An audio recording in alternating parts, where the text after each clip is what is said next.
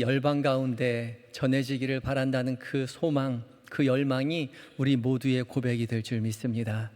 그러려면 우리가 먼저 주의 사랑을 마음속에 품고 살아야 하겠죠. 우리의 삶의 모든 자리에 주의 사랑 가지고 살아가시는, 전하며 살아가시는 모든 성도님들 되시기 바랍니다. 귀한 은혜의 찬양 감사합니다. 이 시간 주께서 우리를 모두 부르셔서 주의 전으로 불러주셨습니다. 주께서 우리 각자에게 성령 하나님의 능력으로 말미암아 말씀하여 주실 줄 믿습니다. 감사한 것은 이제 장마가 끝났다고 하네요. 뉴스에 보면 이제 장마가 끝났다고 합니다. 장마가 끝나서 뭐가 오고 있어요? 더위가 오고 있습니다. 매미 소리가 여지없이 들리고 있고 굉장히 후덥지근한데요. 이 더운 날씨에 더위도 조심해야겠지만 감기를 조심해야 될 것 같아요. 요즘 냉방병으로 또 아이들도 많이 감기에 걸리기도 하고 어른들도 독감에 걸리기도 하고 또 코로나가 다시 기승을 부린다고 하는데 개인 위생에 조금 더 유의하시었으면 좋겠습니다. 오늘 봉독한 고린도후서 12장의 말씀은 바울이 체험한 환상과 계시에 대한 말씀이죠. 바울이 자신이 경험한 환상과 계시에 대해서 오늘 고린도후서 12장에서 말해주고 있는 거죠. 이렇게 귀한 경험을 했다면, 오리였다면 내가 하나님께서 이렇게 귀한 경험을 하게 해주셨다고, 나에게 환상을 보여주셨다고 가는 곳마다 자랑할 것 같은데 바울은 그렇게 하지 않고 고린도후서 12장에만 그렇게 간략하게 기록해 놓았습니다. 신약 성경 중에서 바울이 기록한 성경이 참 많은데 이렇게 자신의 이런 영적인 체험, 신비로운 경험을 적어 놓은 곳이 이곳밖에 없어요. 바울이 자신의 이런 신비적인 경험을 기록해 놓지 않은 데는 나름대로 이유가 있었다는 거죠. 우리 1절 말씀을 함께 읽어볼까요? 1절을 읽습니다. 1절 시작. 무익하나마 내가 부득불 자랑하노니 주의 환상과 계시를 말하리라. 아멘. 무익하나마 자신이 체험한 환상과 계시를 자랑하는 것이 무익하다라고 이야기하죠. 무익한 거, 도움이 안 된다는 거예요. 이득이 없다는 거예요. 근데 이 무익하다라는 단어를 헬라어 원어로 보면 우심페론인데 우가 반대, 낫을 이야기하고 심페론은 함께 동반한다는 겁니다. 함께 가져온다는 거예요. 그러니까 함께 가져오지 않는다는 것이 무익하다는 거죠. 그러니까 하나님의 주신 환상과 계시에 그런 것을 말했을 때 함께 유익할 만한 것들이 함께 있어야 되는데 그렇지 못할 수 있다는 거죠. 동반되는 이득이 없다는 것입니다. 그래서 말을 안 해왔다는 것이죠. 바울이 계속돼서 말하기를 14년 전에 있었던 일이다라고 정확히 말하는 걸로 봐서 굉장히 바울의 인생 가운데 굉장히 강렬했던 경험이었던 거죠. 여러분들 14년 전에 무슨 일이 있었는지 기억하십니까? 14년 전이요. 당장 작년에 무슨 일이 있었는지도 잘 기억이 안 나는데 14년 전에 무슨 일이 있었는지 어떻게 기억이 나겠어요? 그런데 지금 바울이 14년 전이라고 콕 집어서 얘기하고 있죠. 자신의 인생 가운데 굉장히 중요한 경험이었어요. 그런데 14년 전에 있었던 이 신비로운 경험을 다른 성경에 안 적어놨어요. 학자들도 이게 어디에 있었던 일이요, 어디에서 언제 있었던 일이었는지에 대해서 정확히 알아내지 못하고 있죠. 왜 그랬냐면 무익하다고 생각했기 때문에 그래요. 바울은 이것을 이야기하는 것이 사람들에게 도움이 되지 않을 수 있다는 걸 알고 있었던 것이죠. 그래서 말을 아끼고 지내왔던 것입니다. 이 신비적 체험이라는 건요, 굉장히 개인적인 그리고 주관적인 경험입니다. 하나님은 신이기 때문에 신이신 하나님을 인간이 경험할 수 없어요. 우리의 오감으로 하나님을 인지할 수 없죠. 왜요? 하나님이니까요. 우리의 오감을 넘어선 분이 신입니다. 그래서 하나님은 볼 수도 없고 들을 수도 없고 만질 수도 없고 이해할 수도 없고 우리의 오감을 뛰어넘는 존재예요. 당연하죠. 그래서 하나님을 알 수 없어요. 그런데 이 신비 체험은 하나님이 우리가 하나님을 인식할 수 있는 범위 안으로 들어오시는 겁니다. 이해할 수 있는 범위 안으로 들어오시는 거예요. 내려오시는 거죠. 들을 수 있는 방식으로 들려주시고, 볼 수 있는 방식으로 보여주시고, 이해할 수 있는 방식으로 깨닫게 해주세요. 그때 비로소 하나님이시군요. 이것은 이 세상의 이해가 아니라, 이 세상의 언어가 아니라 하나님이 가르쳐 주신 이해요, 하나님이 말씀하시는 음성이라는 것을 단번에 깨닫게 되죠. 그런데 굉장히 주관적이에요. 개인적인 신앙 경험인 것이죠. 그래서 내가 하나님을 만났다라고 이야기하는데, 같이 기도하다가 만난 사람 나 혼자인 거예요. 똑같이 설교를 듣고 똑같이 기도를 하고 똑같은 시간 똑같은 장소에 있지만 하나님이 개인적으로 역사하신다는 거죠. 그래서 이런 신비적인 체험은 개인의 신앙에 굉장히 도움이 됩니다. 나에게 다가오신 하나님, 그래서 굉장히 큰 도움이 되긴 하는데, 중요한 것은 도움이 되지 않을 수도 있다는 위험성이 있어요. 왜냐하면 우리가 한번 이런 신앙적인 신비적인 체험을 하고 나면 계속하고 싶거든요. 굉장히 강렬합니다. 오, 하나님이시군요, 주님이시군요. 주님을 만난 기쁨이 너무 강렬해서 세상의 어느 것과도 비교할 수 없는 기쁨과 평안과 감사와 희열이 동반되는 거죠. 왜요? 하나님이 주시는 거니까요. 하나님이 깨닫게 해주시는, 하나님을 만났을 때 극도의 그 희열과 영광스러운 그 감격이 함께 동반되는 거예요. 그 기쁨을 계속 지속하고 싶죠. 그러나 지속되지 않습니다. 잠깐이에요. 왜냐하면 그것은 하나님이 아니기 때문에 그렇죠. 하나님을 경험한 건 맞지만 그 희열이, 그 음성이, 그 내가 바라봤던 그 환상이 하나님은 아닌 거예요. 하나님의 정말 조그만 부분을 경험했을 뿐이죠. 그래서 경험은 진실되었지만 그 경험이 하나님의 전부는 아닌 것이죠. 그런데 그 작은 경험조차도 우리의 인생을 완전히 뒤바꿔 놓을 만한 희열이, 그런 강렬한 체험이 있기 때문에 그것을 계속 하고 싶은 거죠. 그런데 문제는 뭐냐? 그런 체험이 계속되지 않는다는 거예요. 왜냐하면 이것은 하나님의 은혜이기 때문이죠. 우리가 강렬한 하나님에 대한 신비적인 체험을 경험하고 싶다고 해서 할 수 있는 게 아니죠. 밤 9시에 예배당의 맨 앞자리 두 번째 칸에서 기도했는데 그날 하나님을 만났어요. 그런데 그 희열과 기쁨이 한 일주일 정도 가니까 사그러져서 다시 그 기쁨을 누리고 싶어서 다시 앞자리 9시에 두 번째 자리에 가서 기도하면 다시 하나님 만날까요? 아니요, 그렇지 못합니다. 그런데 그 희열이 너무나 강력한 나머지 그 희열을 찾기 위해서 노력하는 거죠. 기도했던 그 자리, 기도했던 그 시간, 그 방법을 정형화하면서 내가 하나님을 어떻게 하면 체험할 수 있을까? 열심히 뜨겁게 부르짖으면서 하나님 만나달라고 간곡히 부르짖습니다. 그런데 하나님을 만나는 방법이 따로 없죠. 왜요? 하나님이 주시는 은혜이기 때문에 그렇습니다.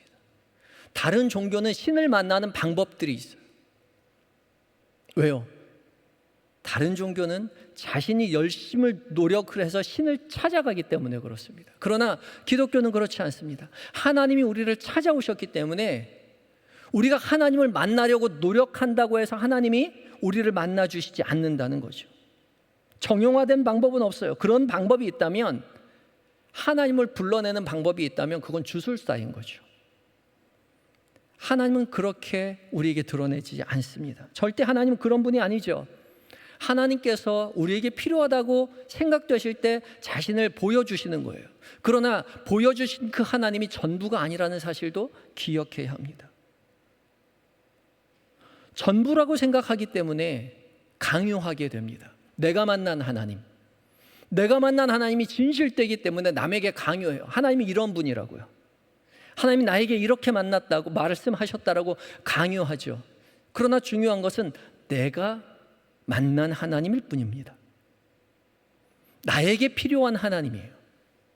그래서 나의 이 신비적인 경험이 나에게는 도움이 될지언정 다른 사람에게는 도움이 되지 않을 수가 있죠.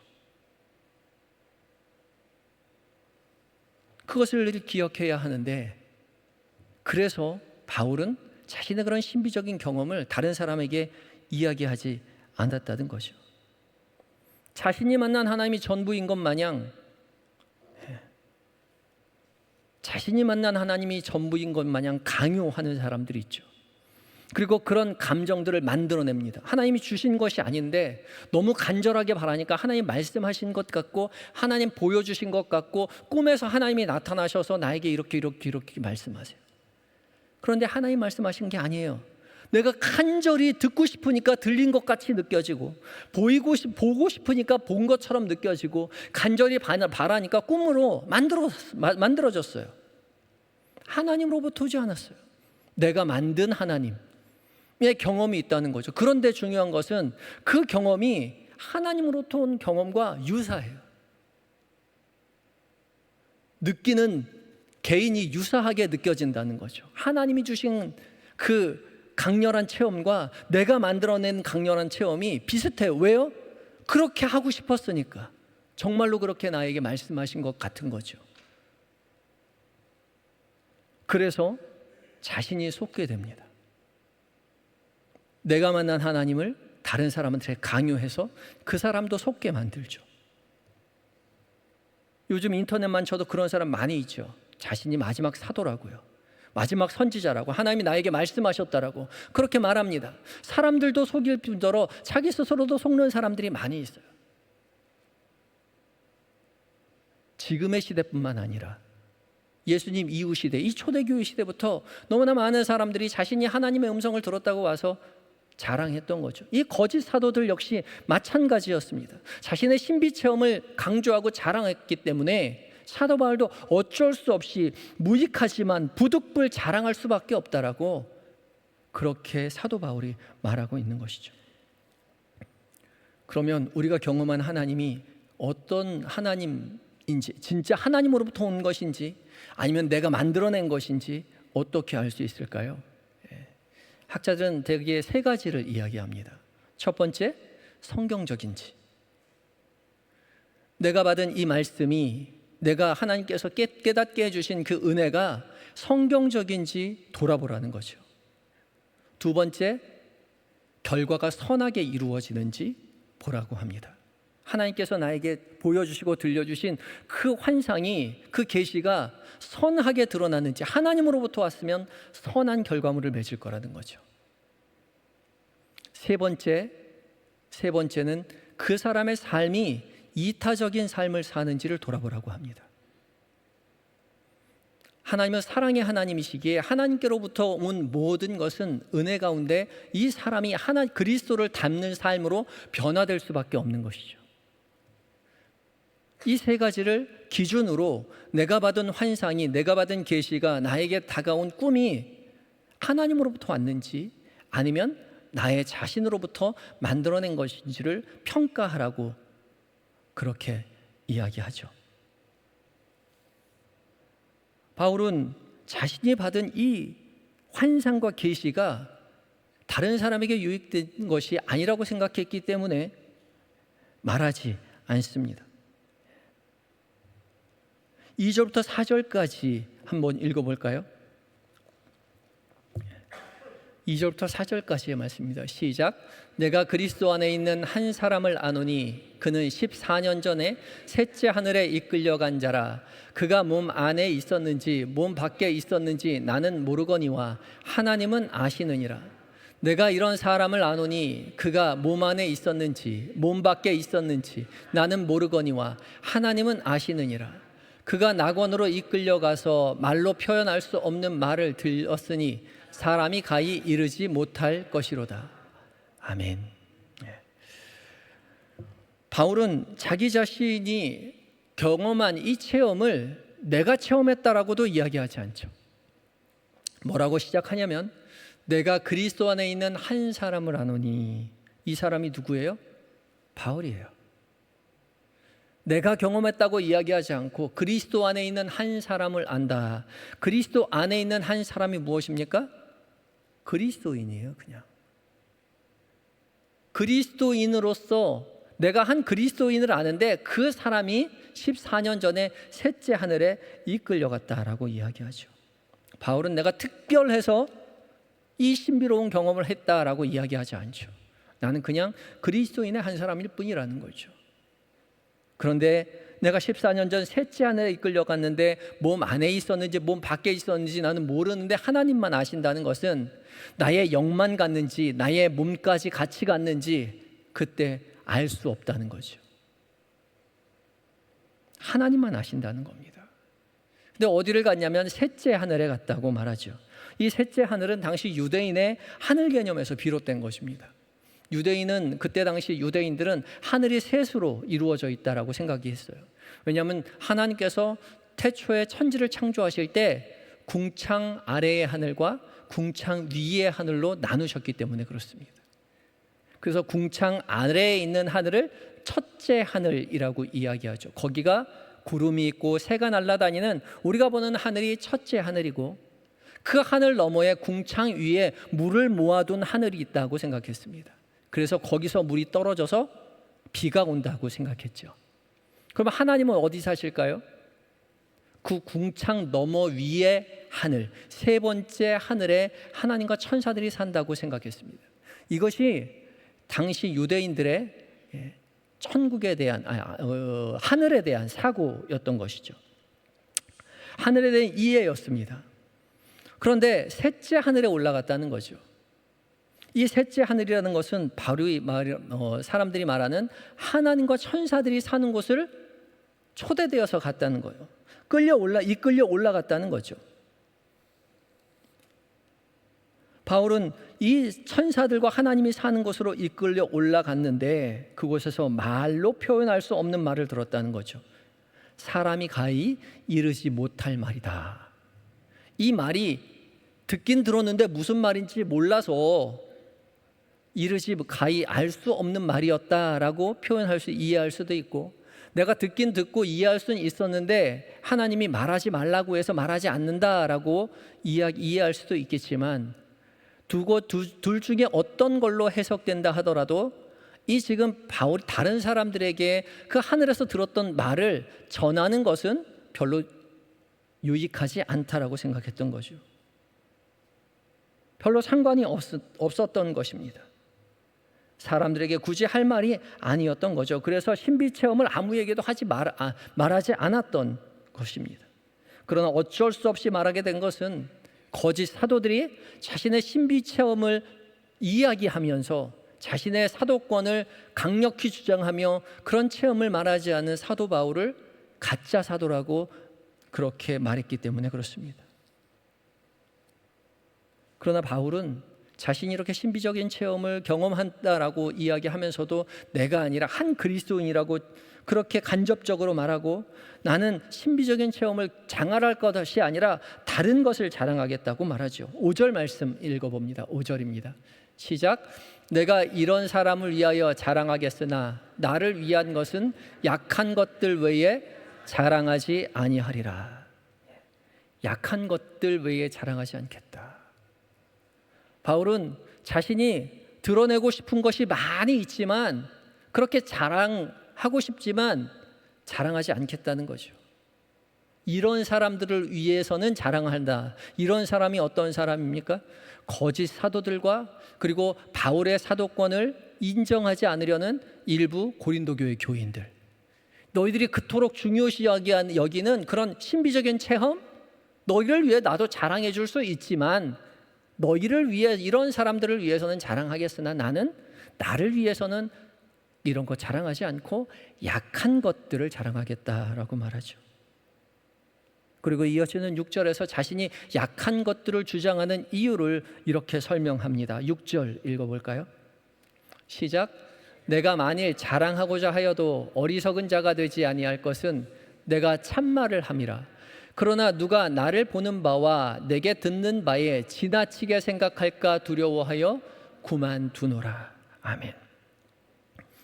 내가 만일 자랑하고자 하여도 어리석은 자가 되지 않는다는 거죠. 왜요? 이게 진짜로 내가 경험한 거니까요. 사도 바울이 실질적으로 경험한 거기 때문에 자랑하여도 나한테 아무것도 거리낌이 없어요. 어리석은 자가 되지 않아요. 그러나 내가 참말을 하기 때문에요. 그러나 누가 나를 보는 거와 내게 듣는 바에 지나치게 생각할까 봐, 나를 교만하게 그렇게 만들까 봐 두려워하여서 그만둔다고 이야기하죠. 지나치게 생각한다라는 말은 나에 대해서 나 이상으로 여길까 봐입니다. 저 사람 하나님이 신비적인 체험을 하게 하셨구나. 정말 영적으로 대단한 사람이네. 누구나 그렇게 생각하죠. 누군가가 주님을 만났다고 하면 저 사람이 하나님이 정말 사랑하시는 분인가 보다. 영적으로 우위에 있는 사람인가 보다. 그렇게 바라보게 된다는 것이죠. 그러므로 말미암아 지나치게 생각할까 봐 자기는 그냥 그리스도인의 한 사람에 불과한데, 바울이 그렇게 겸손함으로 자기 자신을 드러내고 있는 것이죠. 사울은 다른 사람들이 마치 자기가 신적 체험을 자랑하면 다른 사람이 자신을 더 대단한 사람처럼 여겨지는 그것 자체를 두려워했다고 말하죠. 이런 태도는 거짓 사도들과 현격적으로 대조가 되는 태도입니다. 거짓 사도는 어떻게 하면 자신의 신적인 권위를 드러낼까? 율법을 많이 알고, 그리고 내가 신적 경험을 했으니 너희는 내 말을 들어야 된다. 너희에게 복음을 전해주었던 사도 바울은 사실은 가짜다. 그렇게 이야기하며 자신의 권위를 드러내기 위해서 여러 가지를 거짓 체험들을 얘기했던 것이죠. 그리고 자신의 경험을 큰 것처럼 부풀려 말하고 없는 것도 있는 것처럼 자랑했을 수 있습니다. 그러나 바울은 그렇게 하지 않죠. 있는 그 사실 자체도 자랑하려고 하지 않아요. 왜냐하면 바울이 복음을 들고 다녔던 이유는 자신을 자랑하기 위함이 아니라 오직 예수 그리스도를 자랑하려고 했기 때문에 그렇습니다. 그래서 바울이 참된 사도인 것이죠.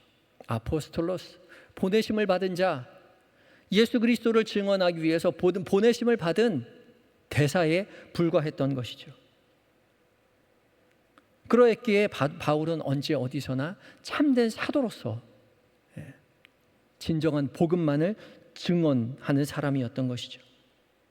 그런데 바울은 이런 삶을 살아갈 때에 오히려 신비적인 체험 때문에 겪는 어려움에 대해서도 솔직하게 고백을 합니다.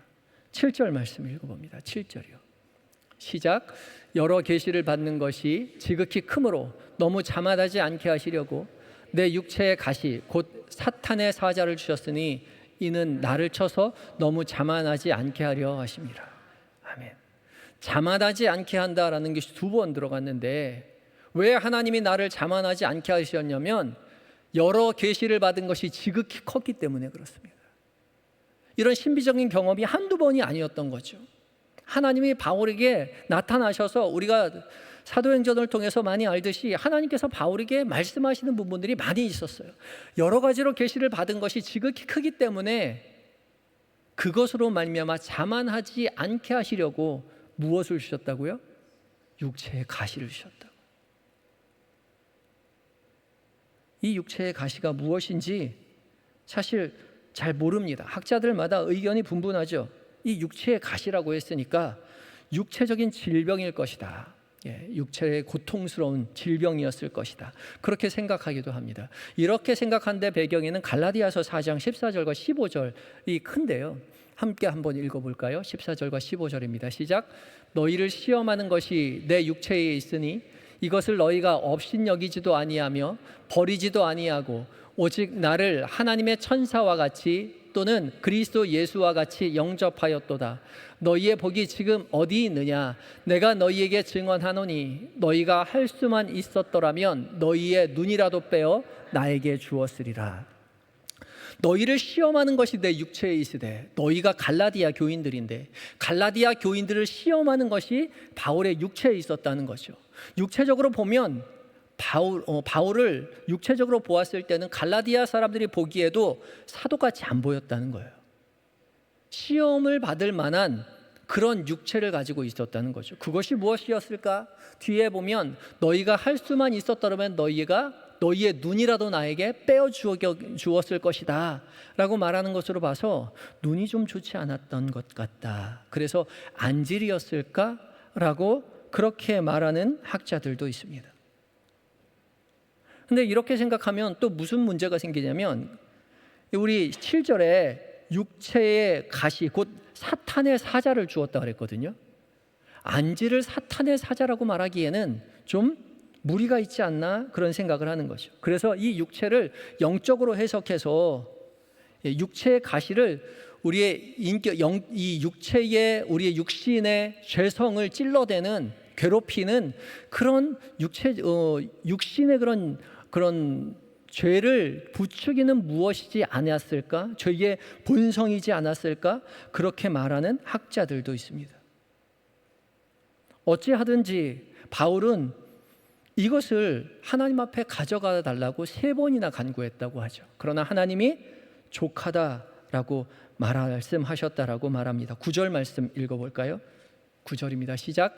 나에게 이르시기를 내 은혜가 내게 족하도다.